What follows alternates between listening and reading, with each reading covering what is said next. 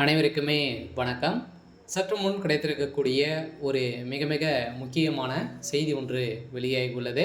சற்று முன் 7 ஆண்டு சிறை, உதயநிதிக்கு எதிராக நீதிபதி இறுதி தீர்ப்பு. பாலியல் வழக்கில் வசமாக சிக்கிய உதயநிதி ஸ்டாலின், இது மாதிரி பார்த்தீங்கன்னா செய்திகள் வெளியாகிருக்கு. இப்போ சதுரடியாக அண்ணா பல்கலைக்கழகத்தில் நடந்த பாலியல் வழக்கின் அடிப்படையில் உதயநிதியுடைய பெரும் அவருடைய நண்பர்களும் பார்த்தீங்கன்னா வசமாக சிக்கி கைதும் செய்யப்பட்டிருக்காங்க இல்லையா. இப்போ அவருடைய நண்பர்கள் கொடுத்த வாக்குமூலத்தின் அடிப்படையில் தான் இப்போ மாணவி புகார் கொடுத்த அடிப்படையில் இப்போ மாணவி கொடுத்த வாக்குமூலத்தின் அடிப்படையிலும் இதுவரை நடந்தது அனைத்துமே பார்த்தீங்கன்னா ஒரு அனைத்துமே திமுகவுடைய ஆட்டம் தான் அப்படின்ற மாதிரி நீதிமன்றம் வழங்கியிருக்காங்க. இதன் அடிப்படையில் இப்போ பாலியல் வழக்கின் அடிப்படையில் உதயநிதிக்கு எதிராக இப்போ பார்த்தீங்கன்னா அவருடைய நண்பர்கள் சிக்கியிருக்காங்களே, அவர் கொடுத்த வாக்குமூலத்தின் அடிப்படையில் இப்போ நீதிமன்றம் பாலியல் வழக்கில் இறுதி தீர்ப்பு வழங்கியிருக்காங்க. அந்த சார் யார் அப்படின்ற மாதிரி ஒரு பெரிய கேள்விக்குறியாகவே இருந்திருந்த நிலையில் இப்போ தமிழகத்தில் பெரும் பரபரப்பை ஏற்படுத்தியிருக்கு.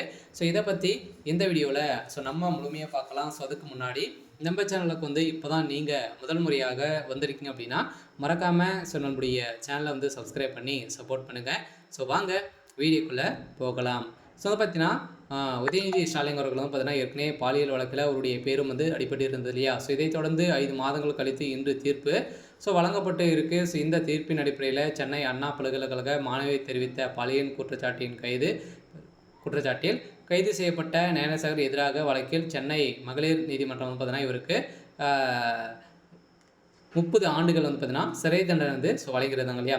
இதை தொடர்ந்து பார்த்தீங்கன்னா வருகின்ற ஏற்கனவே டிசம்பர் 24ஆம் தேதி புகார் சொல்லித்திருந்து. இந்த புகாரின் அடிப்படையில் இவருக்கு வழங்கிய தீர்ப்பின் அடிப்படையில் இப்போ உதயநிதி ஸ்டாலின் அவர்களுக்கும் இதில் தொடர்பு இருக்குது அப்படின்ற மாதிரி தான் இப்போ தகவல் வெளியிருக்கு. இந்த தகவலின் அடிப்படையில் பார்த்தீங்கன்னா காவல்துறை விசாரணையை சிபிஐக்கு மாற்ற வேண்டும் என கோரி தொடர்ந்து வழக்கை விசாரித்து வந்த சென்னை உயர்நீதிமன்றம் கடந்த டிசம்பர் 28ஆம் தேதி பெண் மற்றும் ஐபிஎஸ் அதிகாரி அடங்கிய சிறப்பு புலனாய்வு குழு விசாரணைக்கு மாற்றி அமைக்கப்பட்டது. இந்த விசாரணை அடிப்படையில் இப்போ அதிரடியாக பார்த்தீங்கன்னா உதயநிதியுடைய நண்பர்கள் கொடுத்த வாக்குமூலத்தின் அடிப்படையில் இப்போ சதுரடியாக ஞானசார் அவர்களுக்கும் 30 ஆண்டுகள் மகளிர் ஆணையம் வழங்கியிருக்காங்க. இதை தொடர்ந்து உதயநிதி ஸ்டாலின் அவர்களுக்கும் 7 ஆண்டுகள் சிறை தண்டனை விதிக்க போகிறதாகவும் தகுந்த ஆதாரங்களும் பார்த்தீங்கன்னா சிக்கியிருக்கு இல்லையா.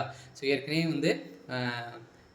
உதயநிதி ஸ்டாலினுக்கு எதிராகவும் பார்த்தீங்கன்னா நிறைய வீடியோக்களாலும் பார்த்தீங்கன்னா வீடியோ இருந்துச்சு. இந்த வீடியோக்கின் அடிப்படையிலும் அதே மாதிரி அவருடைய நண்பர்கள் கொடுத்த வாக்குமூலத்தின் அடிப்படையிலும் உதயநிதி ஸ்டாலின் அவர்களுக்கு எதிராக நீதிபதி தீர்ப்பு வழங்க போகிறாங்க. இந்த தீர்ப்பின் அடிப்படையில் உதயநிதியுடைய கதை ஒட்டுமொத்தமாக முடிய போகுது.